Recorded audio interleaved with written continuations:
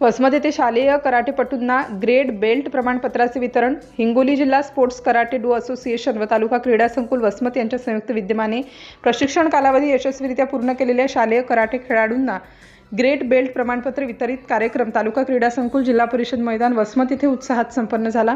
या कार्यक्रमाचे आयोजन क्रीडा मार्गदर्शक तथा कराटे प्रशिक्षक संतोष नांगरे यांनी केले होते. कार्यक्रमाच्या अध्यक्षस्थानी शहर पोलीस स्टेशनचे सहाय्यक पोलीस निरीक्षक श्री शंकर डेडवाल होते.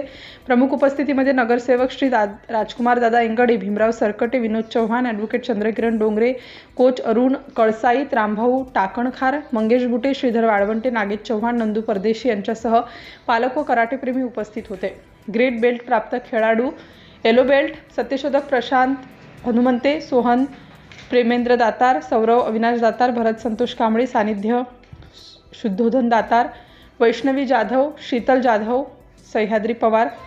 Orange belt Riddhika Khandare, Priyanka Lute, Samvidhan Deepak Patil. Red belt Satish Takankhar, Aditya Ubale. Green belt Abhay Sanjay Nangare. Blue belt Anushka Adane. यावेळी निर्भय नांगरे, पवन लाटे, तनुजा बुजवणे, श्रद्धा नवघरे व अक्षरा नवघरे यांनी खेळाडूंच्या यशासाठी विशेष परिश्रम घेतले. प्रतिनिधी रागेश चव्हाणसह प्रतिनिधी सचिन घारपुरे.